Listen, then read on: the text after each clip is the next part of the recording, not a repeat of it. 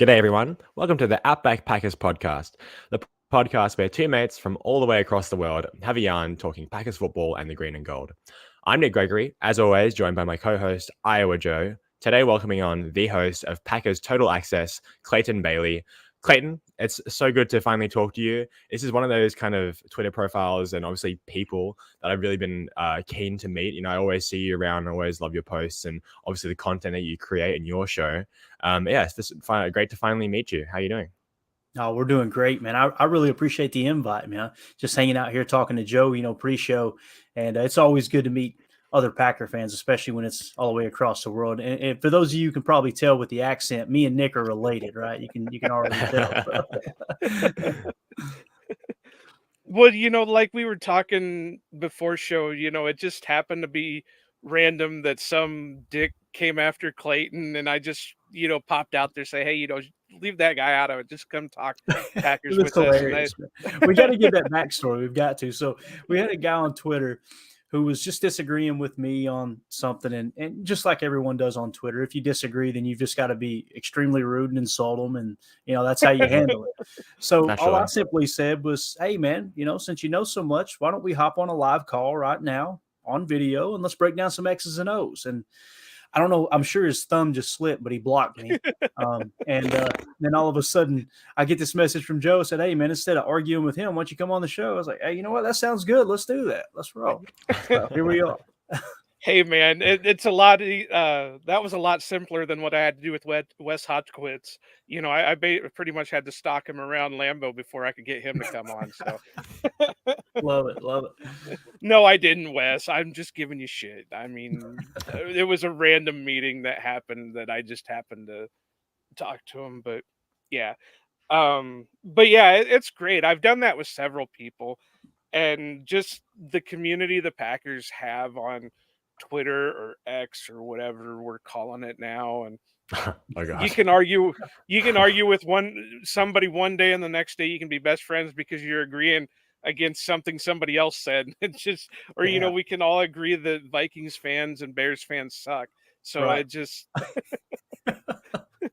Yeah, it gets wild out there in what I call the Twitter streets. That's for sure. Yeah. So, guys, we're finally out of the dark part of the off season. We actually have things to talk about. Training camp is here. I mean, we've had 3 practices already. No pads just yet. I think the next practice is going to have pads on, or maybe exciting next month, the pads will be on. But yeah, I mean, from the small little snippets, and obviously Brandon from the Underage Packers has been leaking heaps of videos and getting in trouble for it.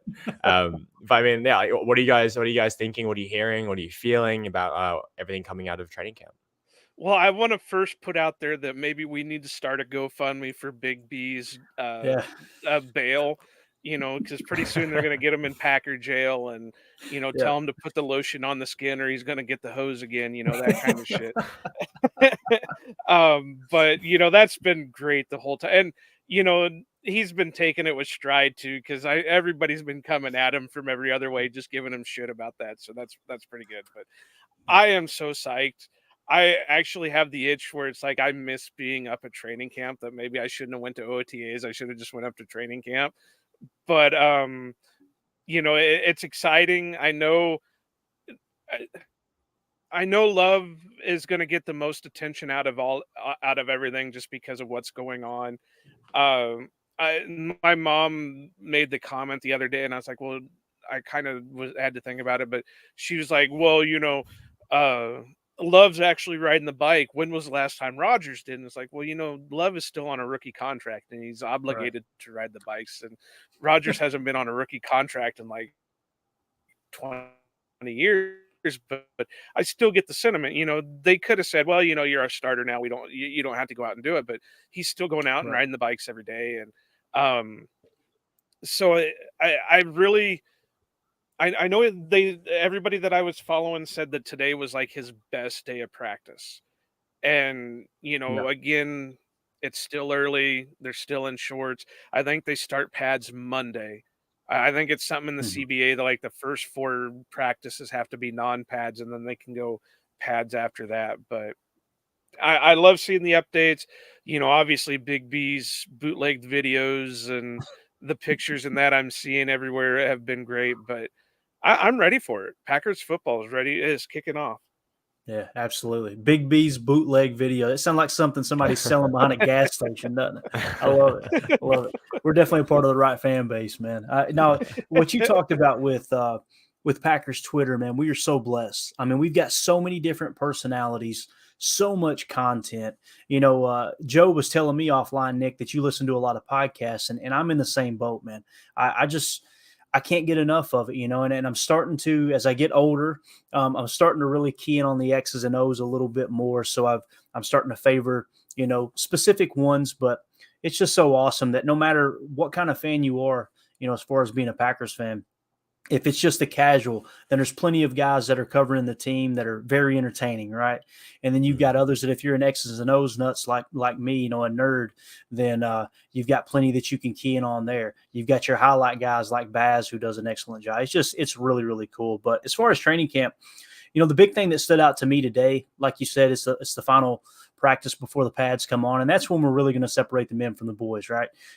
Today, we got to see Lucas Van Ness running with the ones, which is really exciting. I don't know if you guys seen Andy Herman's tweet. I'm sure you did, but he said that he threw Josiah DeGuara 4 yards into the backfield, like into love. I immediately went back to the Reggie White highlight where he threw the Vikings tackle into, I think it was Dante Culpepper or Randall Cunningham, whoever it was. Warren Moon. Was it Warren Moon? Yeah, number one. He was number one. Isn't it amazing how many quarterbacks these other NFC North teams have had? And we've just had 2, right? It seems like.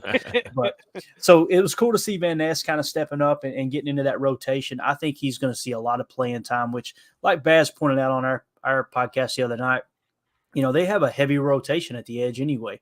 I think it was 35% of the snaps last year was actually backup edge defenders. So whether he's technically the starter or not, he's going to see a lot of snaps. That's exciting. And like you said, Jordan Love had his best practice so far this camp, which is really cool. I think they said unofficially he went 16 of 21, led a 2-minute drill down to the 1 yard line where Musgrave got stopped. But still, it's cool to see those guys kind of coming up together, man.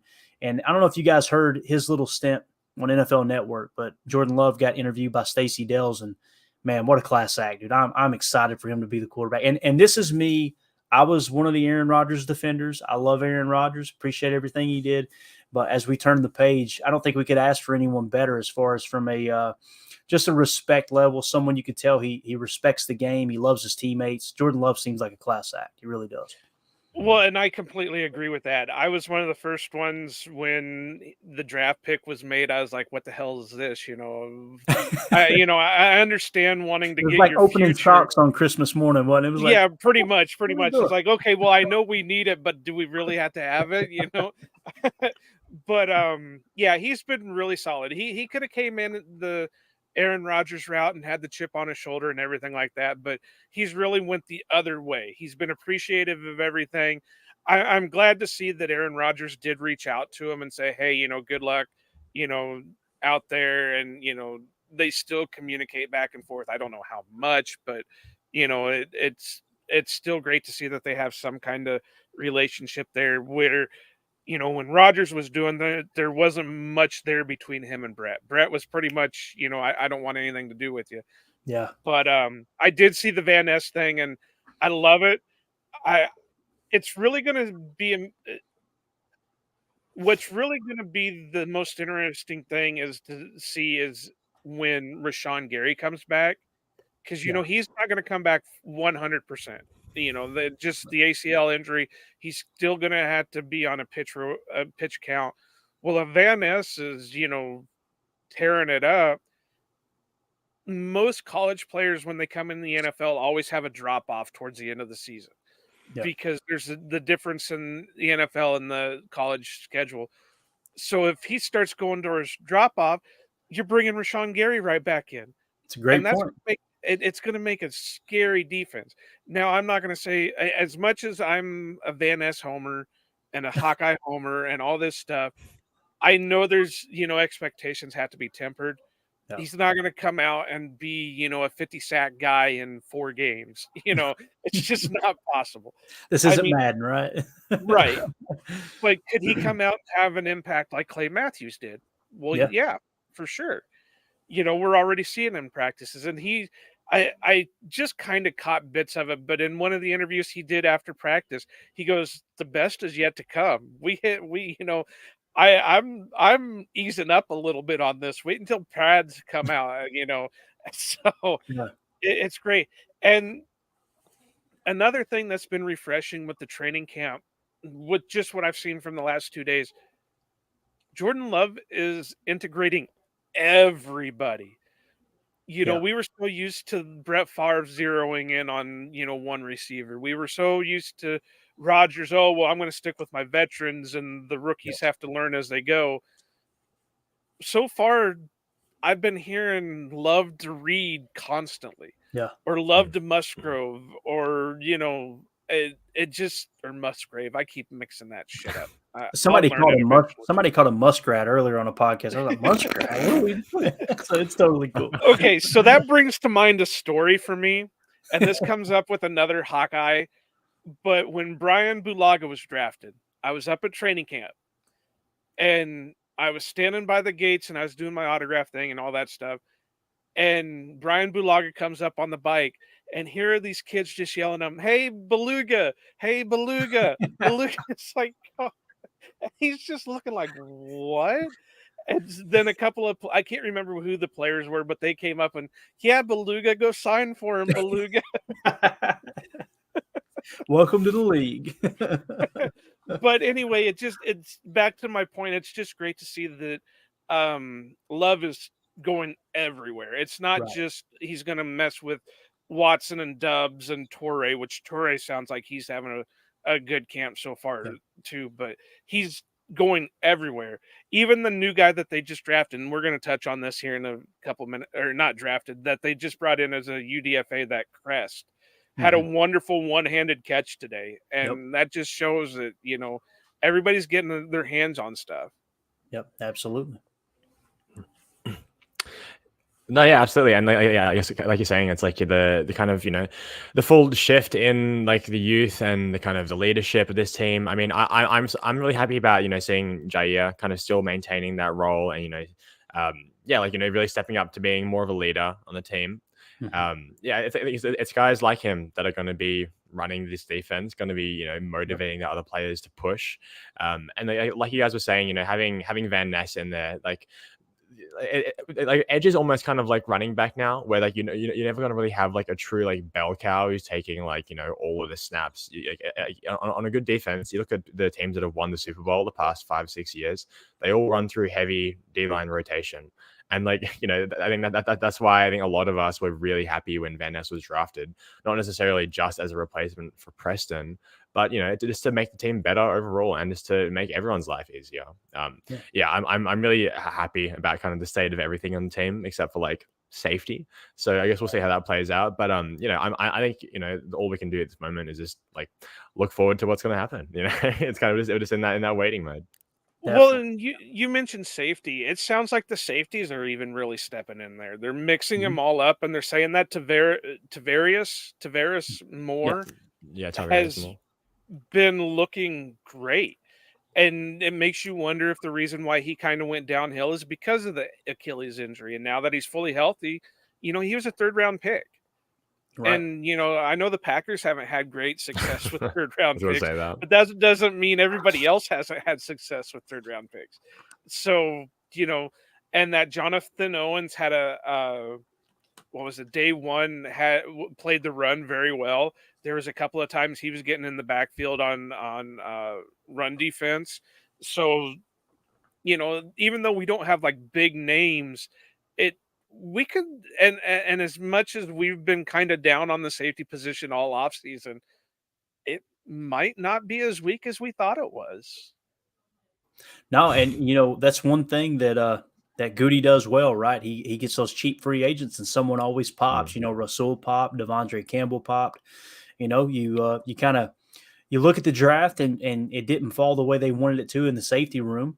So what did they do? They took Anthony Johnson Jr. late, but then before that in free agency, they said, okay, I'm sure that they had a fairly high draft grade on both Jonathan Owens and and Tarvarius Moore, which is why they brought him in. Of course, you got Rudy Ford returning.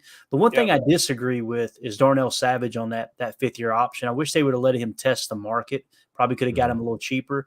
But it's, then again, with Amos leaving, like if they didn't land Savage, they're looking at that safety room going, oh, man, we're going to have to bring out the custodians here soon or something, right? So, it's easy to sit on our couch, right, and just say, well, here's what I would have done. You get a lot on the line. So I'm hoping Savage pops this year.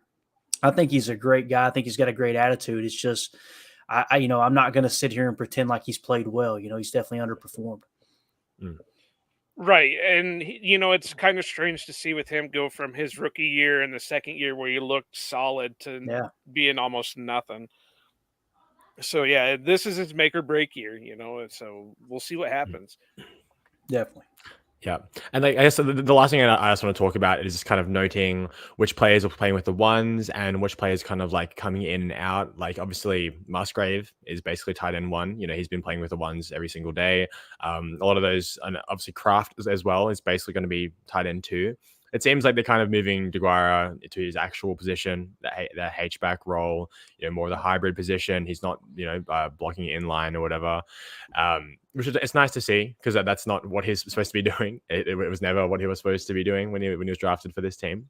And obviously, the fact that they're pushing for Musgrave and Kraft to be getting starting reps is really, really promising. And, it's all they can do for these guys. But something I found kind of interesting as well on the defensive side is that when they go to nickel or if they change their front, the player to come out is Wyatt, not Slayton. They're really pushing to get Clark and Slayton together in the middle of that line, which I thought was quite interesting because not what I necessarily expected considering how they've run that line in the past. And it's kind of like a double nose tackle kind of situation almost. But yeah, I mean, any cool subs or any personnel quirks you guys have noticed?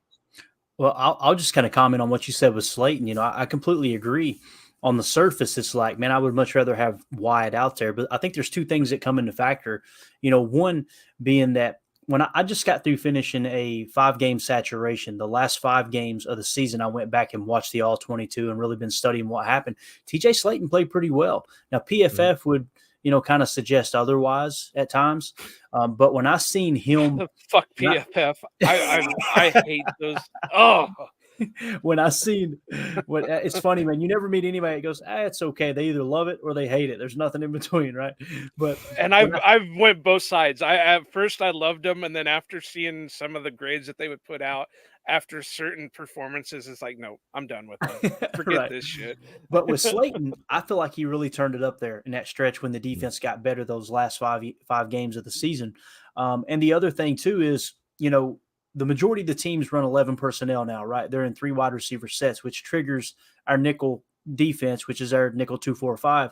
Well, even though they're in 11 personnel, they're still going to run on first down. So if you put Wyatt out there, I'm not suggesting he can't play nose. We know Kenny can, but if you put Slayton in there, that traditional nose, into that, anywhere from a 1 to a 3 tech, right, to kind of shade that center. That's going to help you with run defense, a little bit more than someone like Wyatt, which I think we would all agree is definitely a better pass rusher than he is a run defender. Although I think he's pretty solid run defense too. What it really tells me though, man, when it comes down to it, Nick, I'm feeling a lot better about this defensive line now that Wyatt's going to get more reps. I'm a big Wyatt fan. I think he's going to break out this year. Me too. Yeah. Yeah. I like when he was drafted, he was kind of like my crush. I wanted them to draft in the first round. Same, yeah. I didn't think they would because of the age, blah, blah, blah, thresholds and the attitude stuff. But yeah, when they drafted him, I was so stoked. And especially with that second pick, I was just like, yes. And I think it also kind of ties into this thing, which I'm still not sure how willing they are to do this, but the idea of moving Kenny off the nose because he is, a bit of a smaller defensive tackle. Not that he's a small guy by any stretch, but I think his agility and his kind of like quickness really lends itself to playing a bit more in the end, kind of that 3 or even 5 tech role. And Slayton obviously is a big dude, so I think he can definitely find more time comfortably in the middle there, which makes me really excited because having 3 out there with Slayton at the nose and not Kenny, I think would be just so interesting just to see how that turns out. And because I think I think it'd be awesome. Yeah, definitely. And they like to play that gap and a half, on defense. And what I've seen with Kenny in that last 5 games, Joe, what really stood out to me is they moved him around a lot, and they didn't show the same front. I watched the openers. I think it was for the Rams game and the Vikings game, and it was a pretty heavy saturation. You had like a 6-game drive on the opener. You had 11. I'm sorry, a 6-play drive, and then an 11-play drive, and they didn't show the same defensive front one time. I mean, you had everything from a 9-4 I-3 to a 5 to the on the very next play they would have a 7 to a 5 to a 1 shade. I mean, it was very, very mixed up. Then they were mugging Quay Walker in the B gap as well with a little 4-eye look. So I think you're going to see Kenny bounce around a lot. I really do. And I completely agree. I don't want him just eating 2 gaps on the nose. I want him out there trying to isolate a little bit and really get some pressure in the running game. Do some of those run stunts that Carolina did a couple years ago. That stuff really worked because, we're giving up 6 yards of carry on first down. It ain't going to cut it, man. And I'm the Joe Barry defender too. So if I'm out here saying that, I can only imagine what the Joe Barry haters are saying. So, well, I was just thinking about the Joe Barry thing. The thing is his scheme is amazing. And we have the players on the Packers defense to make the scheme go. It doesn't seem like he can adjust when things start happening in game. So, that's why I was kind of miffed that they didn't keep Jerry Gray. I understand it a little bit because Jerry Gray kind of went rogue and was like, well, forget what Joe Barry's saying. Just go out and do what the hell you want to do and get it done. But back to Nick's thing about, the things that we were seeing with the talk of camp. One, Keyshawn Nixon made an appearance with the wide receivers during today's practice. Yeah. So that's kind of an interesting thing. The way they've been bouncing around the offensive line, Tom's been seeing some time at right tackle. Nyman's been seeing some time at right tackle. Ryan has been seeing time all over the place. Knock on wood, hopefully he can get over that steroid suspension and actually live up, and maybe he'll turn into the 3rd round person that we were hoping for. But hope so. Yeah. Somebody's got to break the curse, man. They've got to. Somebody does. DeGuara has been the only one that hasn't been like a complete failure. Right. He hasn't been great, but he hasn't been like this complete failure. He's on the field, right? And then Malik Heath. Malik Heath has really been stepping up as he's not my Jonathan Mingo. I would have loved to have Mingo on this team, but Malik Heath has really opened some people's eyes. And I know we've talked about this before. We talked about it in our wide receiver preview before the draft, and then we talked about it a couple weeks ago. I said all along with Malik Heath, if he would actually put the effort in, he probably could have been that 2nd round pick like Mingo was, but for whatever reason he wasn't. And then I kind of like what I heard out of Quay Walker talking about how he's not going to let the 2 ejections get to him, and he started to do meditation and stuff like that. So, I've said all along that this year is going to be a complete unknown because we're so used to, with Aaron Rodgers, we're going to at least win 10 games. That's and, it. Yeah. A playoff. But now we don't know what's going to happen. But everything that I'm seeing is making me excited. Yeah. And I look forward to this season. I really do. Yeah, I think with Quay, like again, that pick is not at all what I would have ever picked at that spot. But I mean, like the fact that he's here, I love him, and if he pans out, and like they obviously have plans for him, it changes the entire infrastructure of this defense. Like it's not just someone to replace Devondre. It's an entirely different ball game. He adds so much value as a pass rusher. He's so physical. His ability to like get behind the line and penetrate, and again, this the physicality and like like the raw athleticism that he has, it changes everything for this defense. So if he does, start to heat up, and he was at the end of last season, especially once Devondre is gone and he's taken the bulk of the snaps there. I mean, it's really, really, really exciting. And even if it wasn't the pick that I would have made, or if it's not the most valuable pick, it does, at the end of the day, it means a lot for this defense. And yeah, he changes everything. Yeah, definitely. I mean, he accepted responsibility wearing that green dot and was thrown into the fire. I think he looks great in pass coverage. I think that the only flaw that I have for Quay Walker, and ironically, it's tied to missed tackles. The fact that he had so many tackles, but yet when I turn on the tape, I still see him missing tackles. Is like, if he puts it together, this dude is going to be a machine. Like, he is going to be a machine, and I think he will. I think he's got the right attitude. It broke my freaking heart watching him walk down that tunnel after he got ejected. Yeah. And there were so many people on Twitter just going at him, and I'm going, and someone said, look, he still doesn't get it. He's saying, why are they doing this to me? That's not what he's saying. You could tell he was disappointed in himself. He let his teammates down. I'm rooting for that dude so much, man. So much. Definitely.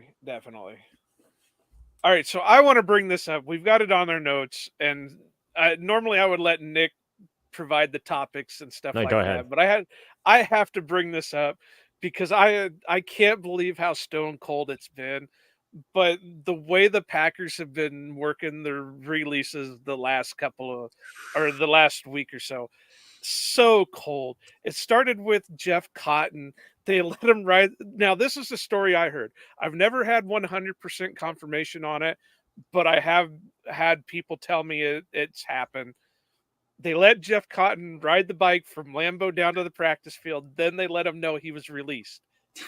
God, then we get to just, what was it, yesterday, Jonathan Garvin's birthday. Within 2 or 3 hours of the Packers wishing him a happy birthday on Twitter, they release him too. It's like, wow, guys, this is like killer mentality. I couldn't believe it. It's brutal, man. It is brutal. I'm telling you.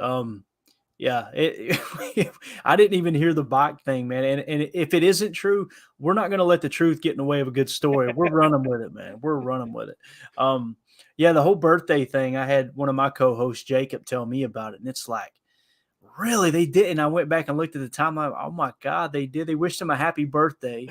Blow out the candles. Now you're cut. Get out of here. But I will say this about Jonathan Garvin. He didn't do himself any favors missing OTAs. No. I think he missed OTAs last year, they said, too, if I remember right, which is crazy. I think it was Marcus Eversole on his podcast said that he missed time last year. When I heard that, I went, if that's true, that dude's been flirting with danger for a while, man. But yeah, you can't make the club in the tub, and you cannot miss OTAs if you're a bubble guy, man. It's just not smart, not good business.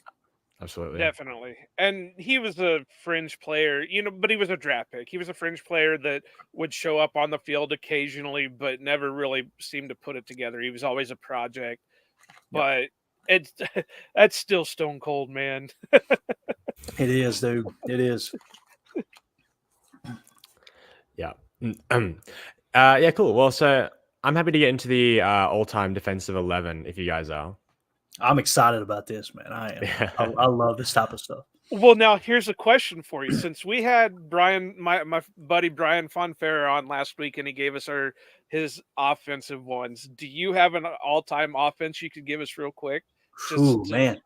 Right offhand, I am such a detailed person. My personality is choleric melancholy, all right, which means I have to be in control, but everybody needs to stop and get organized, right? So I don't think I could do it on the fly. But I will tell you this, man, when you talk about offense, the first thing that comes to mind for me is some of the old players. Your Don Hudsons, your Johnny Bloods, even a little Curly Lambeau in there in his prime, before he got too big for his britches, as we say down here. I'm sure y'all say it in Australia as well. But so, some of those names are a lot of fun. Your Mike Michalski's. I just love Cal Hubbard. A lot of people have never even heard of Cal Hubbard. Cal Hubbard was an offensive lineman for Curly Lambeau. And the dude is in the Hall of Fame, the Pro Football Hall of Fame, and he's also in Major League Baseball's Hall of Fame as an umpire, which is just insane to me. I read that and I was like, when did he sleep? Like what? Well, you want to know something funny? Is there's a high school like 2 or 3 hours south of me. I think it's like on the Minnesota, or not Minnesota, the Missouri Illinois border. Their football field is Cal Hubbard Field. Really? Yeah. Really? That's awesome. Let me ask you guys this: since you posed the offense question, let me take over and host here a second. No, I'm just what quarterbacks kind of a sensitive thing for me. If you had to only pick one quarterback, right? One quarterback in Packers history, there's a lot of great names. 3 are at the top of the list. I think we would all agree. Who would be your starting quarterback? Because I go back and forth about it, man. If I want to be entertained, it would probably been Favre in his prime, right? If I'm wanting championships, I'm going Bart Starr. If it's to thread the needle on one pass with deadly accuracy, it's probably Aaron Rodgers. But who would you choose? You have to choose one. Who would it be? Well, we kind of said the same thing in our episode last week that, you have your choice basically of out of the 3. Now, Nick and Brian went one way and I went the other. I went with Bart just with the way I had built my team up. He was going to, because of the leadership, this guy was running the offense himself. He was, obviously it was Lombardi's game plan, but it was up to Bart Starr to make all the adjustments, to do all the play calling and all that on his own. And then, like you said, he's got the championship breed with him. So that's who I went with. And like I said, the way I built my offense up, that's who I needed running my team. Gotcha. Well, yeah, in terms of who is the best, I find it hard to argue against Aaron Rodgers. But Right. I think when thinking like in terms of who I would like love to have running the team as a whole, and if it was in their prime, it has to be Brett Favre. As much as all the stuff that's happened recently, Right. he's a terrible person. There's no doubt about that. But as a football player, his ability to rally people, his infectious personality, just the pure energy that he brings, and his willingness to keep pushing even when the odds seem impossible. And not that Rodgers didn't do that, but it's different. Rodgers is more that kind of like, oh, you don't believe me, F you, I'm gonna win anyway. Yeah. Brett Favre is like, everyone, let's do this together. Let's make we're greater than the sum of our parts kind of situation. And I just find that like for the way I think about football, I just find that so much more like fulfilling a little bit. And I guess like it is pretty fresh, kind of seeing like the lasting effects of the way that Rodgers ran the offense there. But just like those years with Favre, I mean, I wasn't around for them, but from what I've seen and everything I know, I mean, it just seemed like so much fun. It's he was the quarterback when I became a fan. I became a fan in 2003. I didn't have a favorite pro football team, and I won't bore you with the details, but that's how I became a fan. And I, kept hearing about this historic Lambeau Field and the history of the Green Bay Packers. And long story short, I watched a documentary, and 2 weeks later, I was watching them play the Bears at Lambeau, and I've been hooked ever since. But it was kind of Favre that pulled me into that. And everything you said, Nick, very well said. Strictly on the field, he was a lot of fun to watch, man. He was the most entertaining player I've ever seen. That's for sure. Yeah. I mean, he was the kid. That's what they all called him. Right. He was the kid because that's all he did was he went out on the field and he played the game like a kid. I 100% agree with all that. And, like I said, it all depends on how you want to build your team. Right. If you want to go out there and have fun and, whatever, obviously you're going to take Favre. If you want to play serious, if you want to, do everything perfection, you're probably going to go Rodgers because let's face it, he's probably been the best quarterback ever. Yeah. I mean, arguably he's top quarterback ever. I mean, championship wise, you can go other, Tom Brady or whatever, but athletic wise, he's it. And then, like I said, if you want leadership and all that, you got to go with Bart. I mean, there's no doubt about it. So you can't, there's like we said in the episode, there's no wrong answer there. Yeah. It's not like we're taking Randy Wright or, the name just Mike Tomczak for the couple of years that he was here. Or, it's not like we're picking Tim Couch or Vince Young or something. Man, I'm a Kentucky fan, and let me tell you this quick story. This is funny. I was living in Knoxville. I had been a Packer fan not very long at all. And of course, Tim Couch had then left Cleveland. I don't know if you guys remember, but the Packers signed Tim Couch one preseason. Yep. I got so excited. I was living with my older brother. He's more of a father figure to me than a brother, really. And I remember coming home from work that day. I'm like, man, we signed Tim Couch. This is the guy that's going to take over for Favre. This is going to be freaking awesome. We sat down and watched a preseason game. I'll never forget. I want to say it was Joe Theismann. I could be wrong. Somebody was calling a preseason game that was a pretty prominent name. And Couch dropped back for that first pass, and it was like a 7-yard out route, and he bounced it. And the announcer went, well, that was just pathetic. And my brother, the pop that got out of my brother, he loved it. He rubbed it in my face so hard, man. I've never been the same since with Couch. So there you go. Yeah, but like I was on Reddit earlier today, and somebody was talking about they were talking about the quarterbacks that they tried to bring in as retreads. You know, you had Rick Meyer, you had Tim Couch, and I even remember when they brought in Akili Smith because it was the same. I think it was the same year or the year after they brought in Tim Couch. Just went through all the top picks that year, right? Yeah. So it's amazing all the quarterbacks in the Packers history that have been there but never had to start. Right. That's true. It's true. Yeah. And Clayton, who is your pick at quarterback? Quarterback, I would have to go Aaron Rodgers. I know a lot of people have soured on him here of lately. Man, I was right in the Twitter streets last year, arguing with everybody too. But yeah, if people like to say, well, Tom Brady's the greatest, and listen, it comes down, in my opinion, it does come down to championships, right? And that stuff does matter.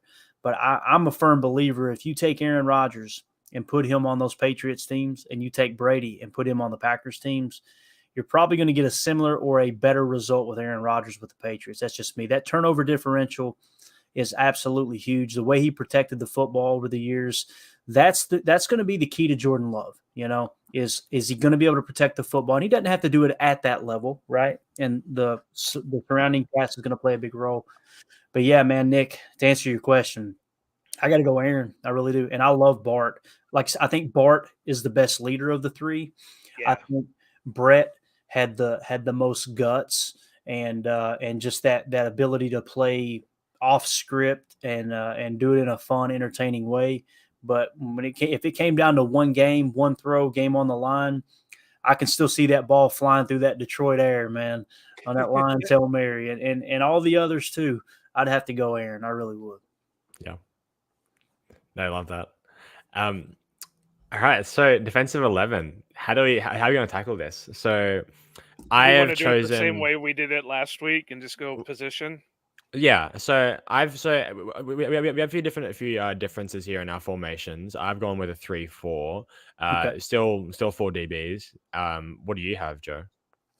Yeah, I went 3-4. Just a second, let me grab my doc. Yeah, I went 3-4, 4 linebackers, 4 DBs. Yeah. And I went 4-3, which is funny because I'm a big 3-4 fan, and I think I'm the only person that likes the 3-4. You guys went 3-4, I went 4-3, and I love that you guys are using digital documents, and I'm over here like a Neanderthal with a notepad. Right, that's just the way it's going to go. But I had to, otherwise I would have lost my paper. You got to see the way my stuff is set up. I've got like draft notes over here, and this over there, so I would have lost my paper if I wouldn't have put it on the computer. So I think we should start kind of at the heart of the defense and in the line. Let's start in the defensive line. Your Clayton, your 4 defensive linemen, and me and Joe's 3. I'll go first. I'm going to be excited. Before you say anything, I try to get a balance of different generations in here. Yeah, and it's hard too, isn't it? Like, yeah, because and also I just found in general with the defense there was just so many older players that I just really deserve to be on there more than more recent players. But yeah, my defensive line at nose tackle I have Gravedigger, and at defensive end I have KGB, and the other defensive end I have Willie Davis. Nice. I just think, yeah, like just trying to get like a little bit from the 2000s, a little bit from the 90s, and obviously Willie Davis in there. It's like I think you could. It's pretty impossible to leave Willie Davis off. Yeah, and there's like 3 guys here who have a claim to like best Packers defender of all time. Anyway, Yeah, but you just broke my heart, man. Why? You just said you couldn't keep Willie Davis off, but yet you keep Reggie White off. No. I have Reggie at edge. At edge. All right. Oh, you put him at stand up. Okay. Yeah. Not at instant. Not I like it, man. inside. Put that big fella out there on top of a tackle and just make him block one on one. I love it, man. It's same as you were saying, Clayton. It's like that image of him doing the hump on Larry Allen is just burned into my mind, and it's just like. Yeah. So yeah, don't worry. Reggie is 100% on there. You can't make a list without him. But that's my D line. There's no way, because Reggie's my dude. I mean, everybody always said that, Favre was what got them as a Packer fan. No, Reggie was my guy. So obviously, mine's going to be easy for that. My right end is Reggie White. My left end is Willie Davis. And then I put Henry Jordan in as my nose tackle. The nose is kind of hard because there's been so many good ones over the years. You have Gravedigger and all that, but that Lombardi defensive line was pretty stout, and Henry Jordan, amazing players. So to have those 3 guys and I kind of waffled back and forth. I was like, I kind of want to put modern because you got Kenny Clark, who's probably been arguably our best defensive lineman for almost 10 years now, and he's still only 28. And so I was thinking about doing that, but then I agree you can't keep Willie Davis off there. So I just went with 2 Lombardi eras, and I went with my guy Reggie. So no, absolutely fair. Absolutely fair. You can't go wrong. There's enough players in Packers history. You can't go wrong. You really can't. And I like the KGB pick, man, because when I became a fan, he was still on the team, and that dude, man, he could rush the edge. The way he would bend and take the corner, it was unbelievable. All right, so my 4-3 front. I'm going to go defensive end Willie Davis. I'm going to go defensive tackle Reggie White, defensive tackle Henry Jordan, and then defensive end Lionel Aldridge. Okay, so obviously Willie Davis, Hall of Famer, 5-time All NFL, All Pro.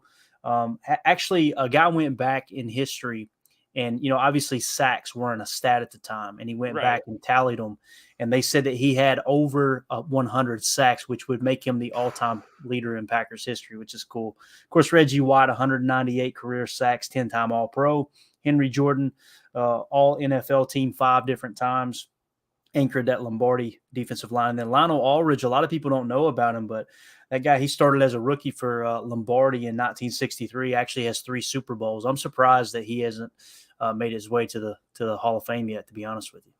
There's something about those Lombardi players that they just don't want to throw in there for some reason. I mean, look how long it's already 500, right? Yeah. But yeah, you can't go wrong with that line. I mean, when we were talking about what we were going to be doing for tonight, you asked me, what defense do you want me to do? It's like, brother, whatever you want to put in as your favorites, just, if you want to run a 4-2-5, run a 4-2-5 for all I care. But, you can't go wrong with that. That's pretty solid. And to kind of go back with Nick, you did an interesting thing where you said you put KGB as an in and you put Reggie as a stand-up. I think I would have rotated him. I think I would have put Reggie as the in, and because if it hadn't been for the injuries for KGB, he would have been on the first year of the Packers going to 3-4, and he would have been a stand-up end. Yeah, just like Aaron Campman, they tried that with Aaron Campman, but the injuries were too much for him, and he ended up retiring. Another underrated player, man. Aaron Campman was awesome. Yeah, awesome. Absolutely, my dude. Yeah. I was just trying to find a way to get like these. You see my other edge here. I'm just trying to find a way to get all of them on there because I feel like KGB is still in kind of like the modern discussions about Packers defense is a little bit underappreciated. I mean, the dude's like the all-time sack leader for the Packers officially. Still it's fantastic. But you're definitely right, Jai. I could have swapped them around. So yeah, my edges here, it's Reggie obviously and Clay. And I guess if I'm imagining this to be a real defense, it's kind of like Clay's like the edge / outside linebacker kind of hybrid guy floating around, because we know that Right, he has the yeah. ability to do more. But yeah, I mean, as a representation of like the modern era, I just find it so difficult to not look past Clay. Good stuff. Yeah, and I kind of went the same way. I had Clay as my outside, but I really struggled looking for that one opposite him, because I was like, all right, who's going to team up with Clay? And there's so many of them out there, but I went with Tim Harris, and it Yeah, finally just yeah, came down to, all right, I want a guy from like the 80s, 90s, and it finally just came down to, all right, who played the most snaps or most games on outside linebacker, and it ended up being Tim Harris, which is, there's nothing wrong with that, because he put up some stellar stats too. I don't have him wrote down like Clayton has his stats for his guys wrote down. But, You're such a and nerd, I dude. one, to be honest, I had prepared for last week's episode to be the complete thing where we were going to do offense and defense. So I had this all wrote up last week, and I can't remember all the stats because I had them prepared for that night, and we decided to break it up. So I don't remember any of it. Got it. So should I tell my linebackers now? absolutely. Right? All right. Yeah. Cool. So here's my 3 linebackers. In the middle, obviously, Ray Nitschke. 3 words is all you need. I ain't even going to mention the stats. I'm just going to say mean on Sunday. That dude is everything you expect a middle linebacker to be. Hall of Famer Dave Robinson at outside linebacker, probably the Sam backer on the strong side. And I've got a dog over here that is upset because of fireworks. I apologize if you hear that. Dave Yeah, Robinson. he's not doing anything bad over there. It's the dog. I promise. I see this him. poor guy. And ironically, his name's Nitschke. That's pretty funny, right? Oh, wow. As soon as I met. So, Dave Robinson, 27 interceptions. And that's just wild for a linebacker, especially when they played, way fewer games back then. And my other outside linebacker, what we're going to call the will backer, this one might surprise you. I was going through, I'm like, I just can't find another linebacker, right? I was struggling, and I dug pretty deep. And I don't know if you guys remember, fullback Clark Hinkle actually played both sides of the ball. Hall of Famer. Said he was one of the hardest hitting linebackers in the league. So I'm going to put Clark Hinkle on the weak side there at will. Whoa. So see, he kind of did what I did with Jim Taylor last week. We kind of fudged it just so we could get it fit in there. No, I love it. And he's Hall of Famer, both Packer and NFL. The practice field outside, the one practice field outside the Hudson Center is Hinkle Field. So, can't go wrong with it. If you can figure a way to make it work, go for it. That's what I say. Yeah.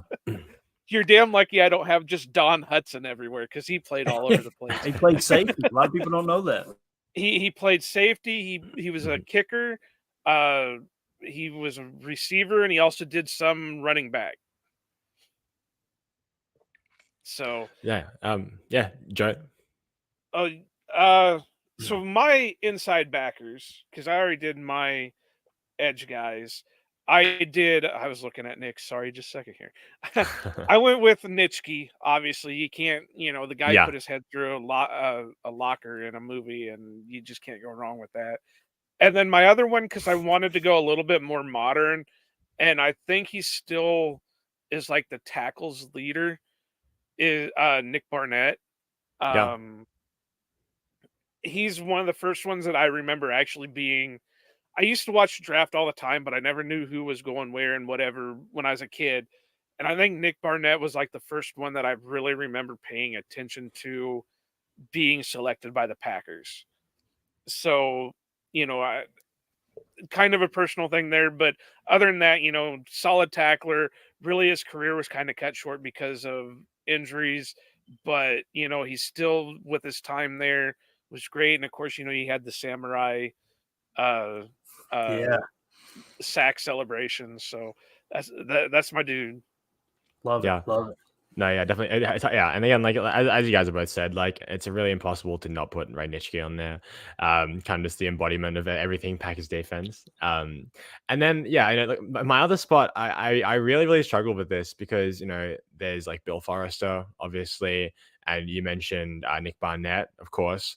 I ended up kind of going with like Fred Carr, which is like a bit of a kind of semi-random, but I just think in terms of like again, like I have a real soft spot for these kind of really physically gifted guys, and he really kind of represented a bit of a revolution with the position, kind of growing to a bit more of a kind of faster playing style. And I find it so hard to not get romantic watching those old clips of him playing, because it's like, especially that time 50 years ago. I mean, man, you put him in the modern NFL. I mean, That's good stuff there. Now I suppose we should do CBs, and we've probably got a lot of the same ones here. yeah. Yeah, well, I've been very, very vocal about how much I love Charles Woodson. So he's absolutely my pick here to start the cornerback. I just think everything that he represents as a whole, as a player, the tenacity, the attitude, the leadership. I mean, yeah, and he's probably my favorite all time Packers player. And then my second cornerback is Herb Adderley. Again, I find it's really, really difficult to look past him as well. It's just like, I think the beautiful thing about this organization is that you literally could have made an entire team from like Lombardi era Packers, and it would be like totally fine. I don't think anyone would have a problem with it, really. Which is just like, we're just so spoiled that that's the case, and it's not even just for nostalgia's sake. It's like, no, those guys were legitimately just that good. So it's like, yeah, it's just really funny, and it's just really, yeah, I found it a lot harder to decide defense than I did offense. So yeah, Woodson and Herb Adderley, yeah, going back for you. Man, I hate to keep it boring here, but that's who I've got too, man. Herb Adderley and Charles Woodson. I've got Herb Adderley, 5-time All-Pro, 3 Super Bowls, 5-time NFL champ. And then, of course, Charles Woodson, Defensive Rookie of the Year, Defensive Player of the Year, Super Bowl champ, all 2000s team. Man, Wood was so much fun to watch. So much fun. And you could have probably put him at safety if you wanted to and wanted to get creative. Yes. Yeah. That's the 2 corners. You put those 2 guys guarding the boundary, there ain't nobody throwing the ball on you. Well, this is where we're going to differ just a minute. I've got Woodson. There's no doubt about that. One of the greatest. And, for a guy who didn't even want to end up in Green Bay to become one of the greatest in Green Bay is kind of funny but I went different than Adderley. I went with a guy that was on that team, but I have kind of a personal grudge against Herb Adderley, but that's a whole nother story. Wow. You're not the only person. I'll just say that. But I went with Willie Wood. Another Hall of Famer. I was just looking at his stats real quick because I saw you guys both went with Adderley, and I was like, well, I better come up with some stuff before I open my mouth on this. But 8-time Pro Bowler. He did some punt and kick returning also, but 48 interceptions. Let me look at the tackles. Well, of course, at that time they really didn't keep track of a lot of that stuff, but 6 fumbles, caused fumbles. You couldn't go wrong either way, but because of a little minor personal grudge against Herb Adderley, I had to go with Willie Wood. No, yeah, fair enough. That's really interesting. All right, so to finish up here, the safety spot. Clayton, who do you have at safety?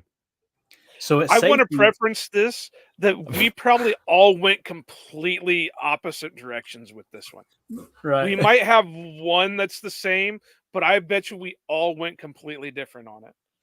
I love it. Yeah, I actually went Willie Wood at safety. Yeah. All right. And 4-time All-Pro, 5-time NFL champ, 2-time Super Bowl champ. And then at the other safety position, I went with one of my favorite players, the founder of the Lambeau Leap, Mr. Leroy Butler. Just Willie Wood playing center field, and then have Leroy, cheating into the box, blitzing off the edge. That's how I would see it. Willie Wood and Leroy Butler. That's the one that I figured we would all have would be Leroy. Yeah. Nick, I'll let you go ahead, and then I'll do mine. Well, no, seeing as Yeah, I mean, I have the exact same, so I can't argue anything. I mean, all the reasons that Clayton said. I mean, Leroy, and what a legendary personality, even still to this day. And again, like this, I have such a soft spot for these guys who represent either some kind of pioneering of the position overall, which Leroy definitely had, and this franchise as well. I mean, he was just as important as Reggie. There's that famous quote that the Broncos game planned around Leroy, not around Reggie. Like that's, I mean, how much of a bigger prop can you get than that? That's a great point. That's a great point. Okay, so I figured we were all going to go completely different ways, but you guys kind of stuck with the same because this was wide open. This one, I figured Nick was going to throw a Nick Collins in there just because Nick's a little bit younger and that, so I figured he would go with somebody a little bit more modern. But I went way out there.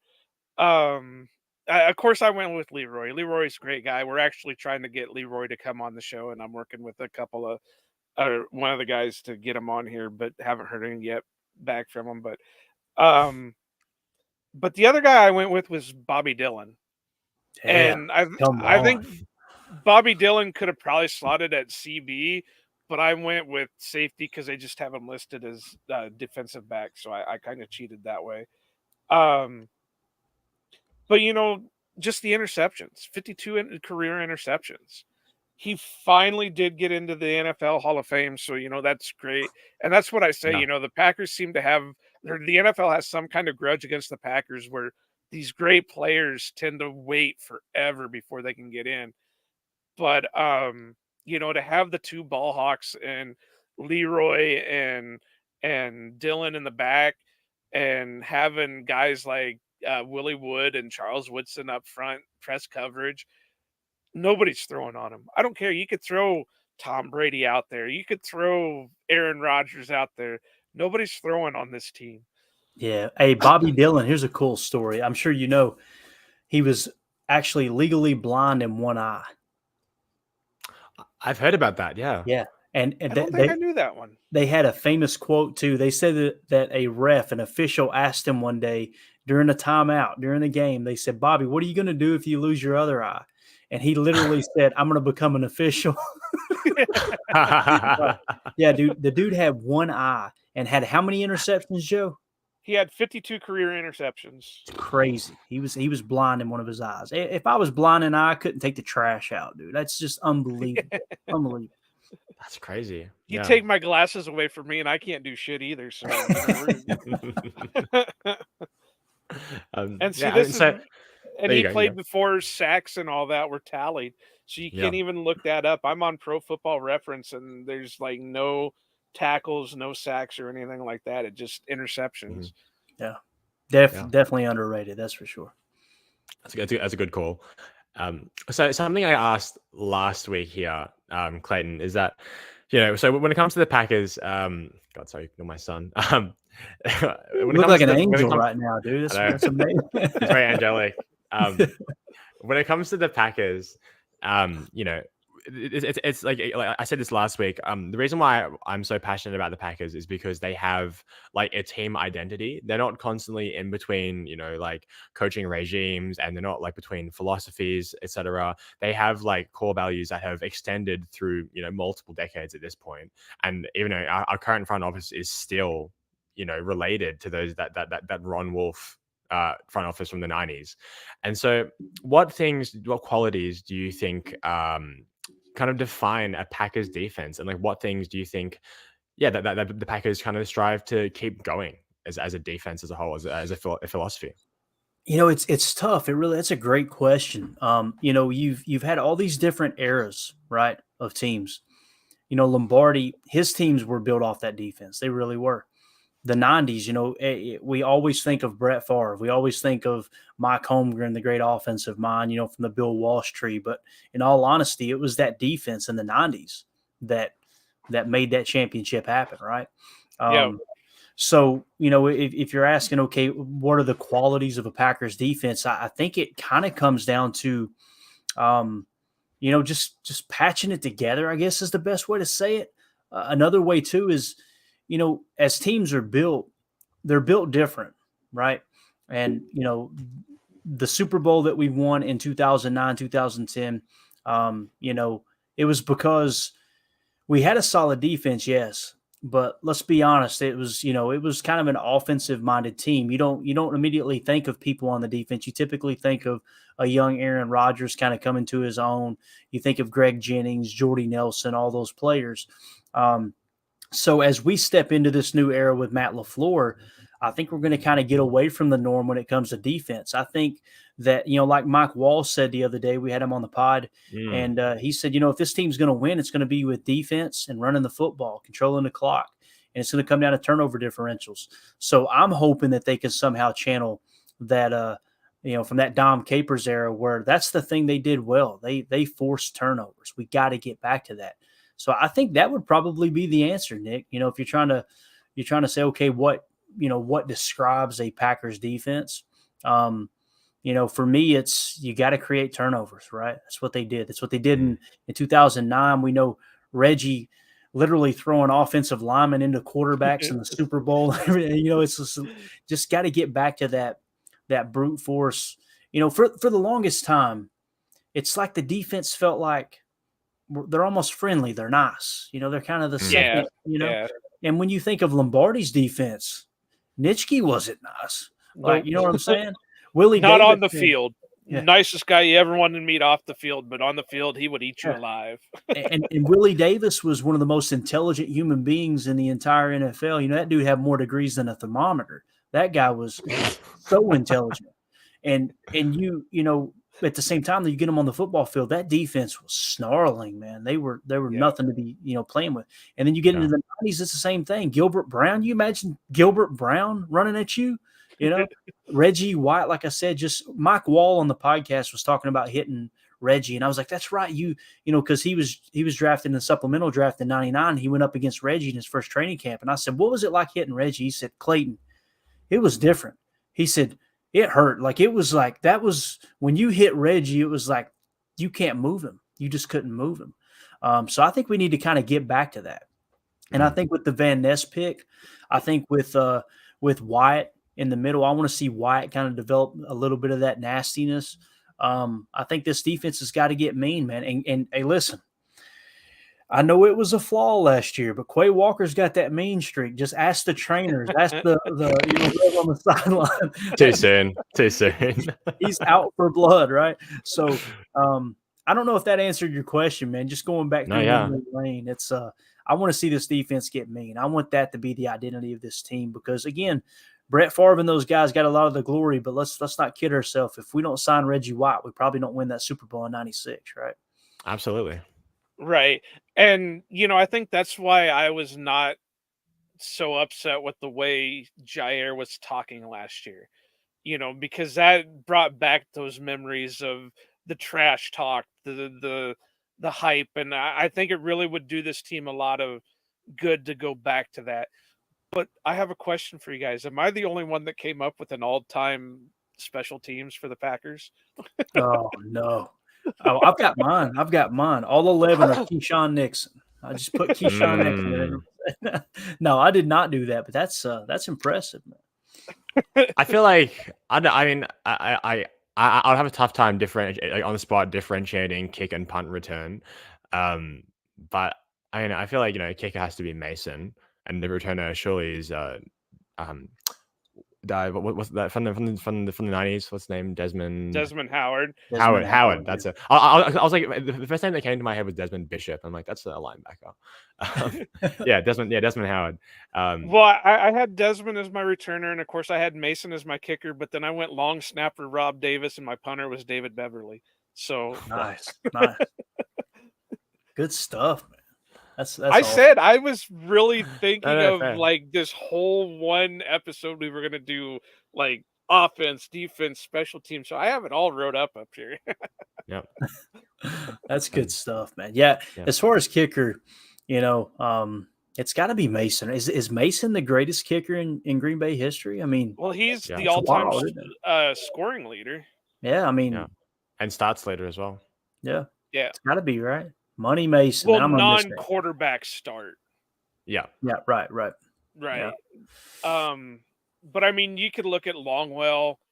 you could probably look at I can never pronounce the guy's Was name. it Chris? Jan. Was Chris Jackie the kicker when they won the Super Bowl in Yeah, '96? yep. Is that right? In the '90s, Okay. him and Craig Hendricks.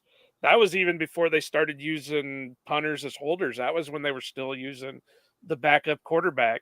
Brett Favre holding that kick like this. But Jan Stenerud. I've never heard that name. What was it? He was in the '60s. I think he was the Lombardi era kicker.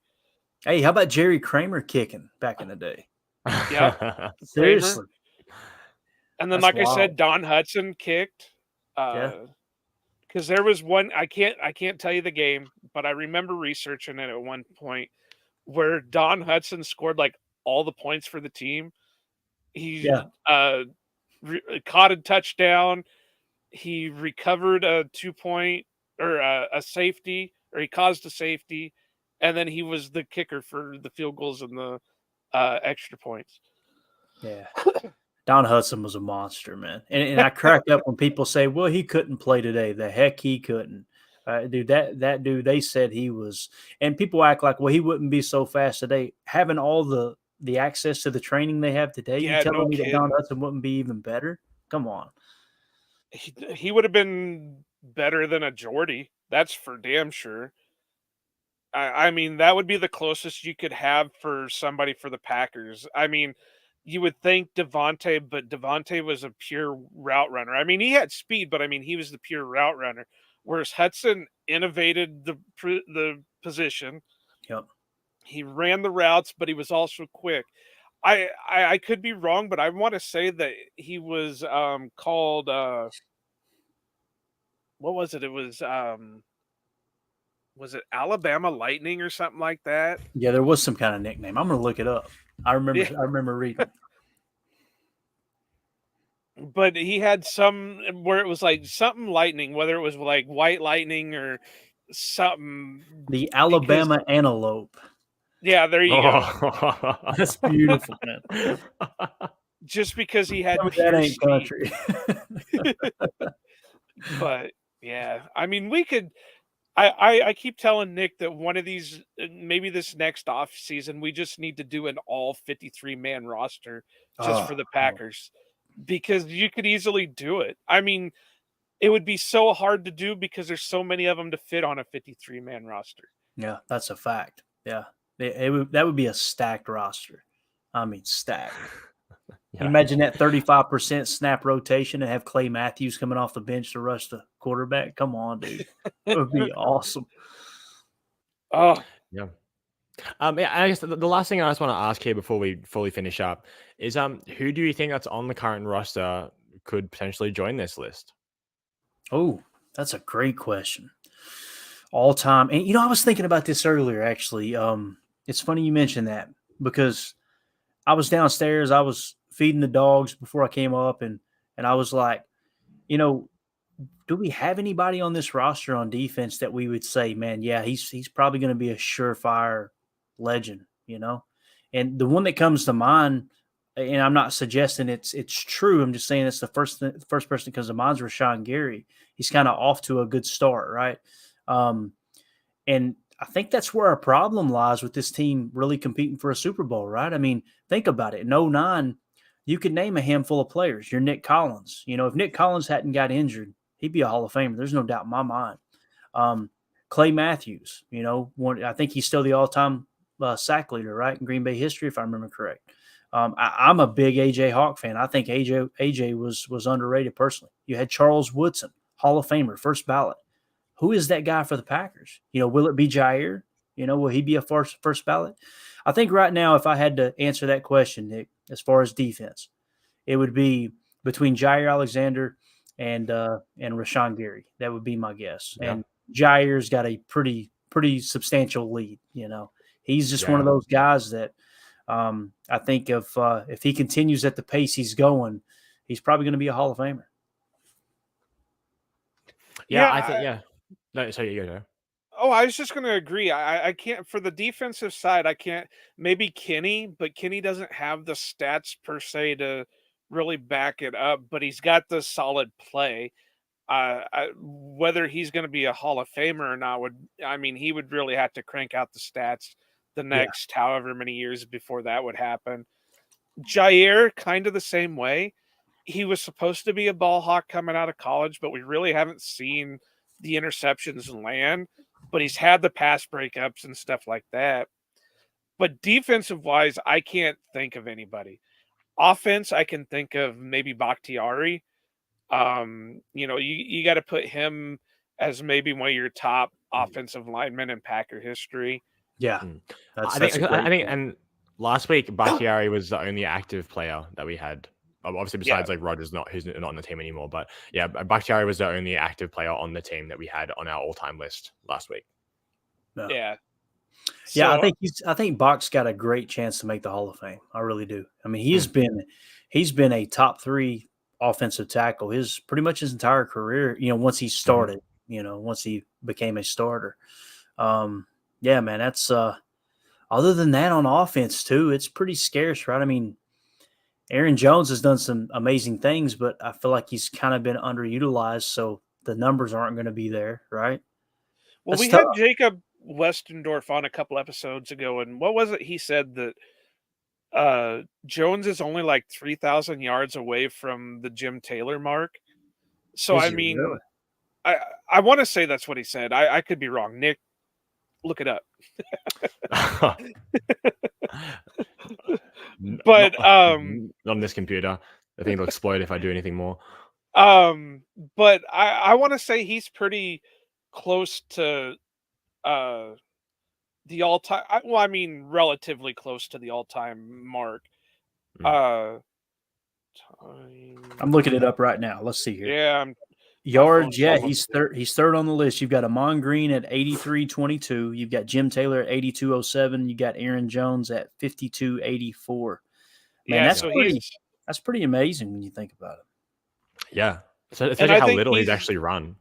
Yeah, and I think his touchdowns are up there too. So theoretically, if let's just say Aaron Jones is on the team for the next 2 years, he could theoretically eclipse that mark.